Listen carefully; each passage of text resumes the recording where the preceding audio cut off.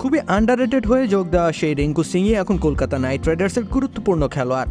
2018 সালে কলকাতায় যোগ দেওয়ার পর ধীরে ধীরে তিনি দলের অবশ্যম্ভাবী খেলোয়াড়ে পরিণত হয়েছেন। আর এরই সাথে ব্যক্তিগত জীবনও পাল্টে গেছে রিঙ্কুর।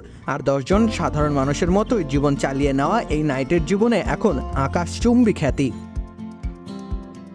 কলকাতায় যোগ দেওয়ার পর থেকে তার পরিবারের ভাগ্য পরিবর্তন হতে থাকে। অসচ্ছল পরিবার থেকে উঠে আসা রিঙ্কুর প্রথম জীবন কেটেছে খুবই কষ্টে। এরপর কলকাতায় যোগ দেওয়ার পর তার ভাগ্যের চাকা খুলতে থাকে। তাই কেকেআরে যোগ দেওয়ার সময়টা তিনি ট্যাটু আকারে খোদাই করে রেখেছেন নিজের হাতে।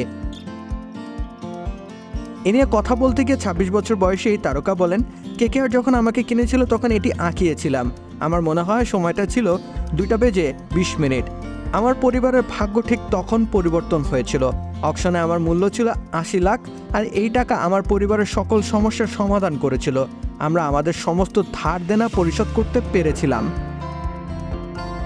তার এই ট্যাটুতে তিনি পরিবার শব্দটি মুদ্রিত করেছেন এবং সেই সাথে একটি গোলাপ এবং একটি শান্তির প্রতীক অঙ্কন করেছেন।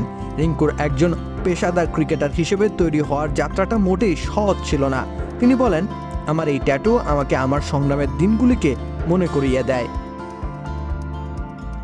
এছাড়াও রিঙ্কু একটি মজাদার ঘটনা নিয়ে কথা বলেন, যেখানে তিনি বলেন, একটি বানর আমাকে 6 বার কামড়েছিল। যখন একই বানর আমাকে 6 বার কামড়েছে তখন আমার মনে হয়েছিল বানরটি মনে হয় আমার প্রেমে পড়েছে।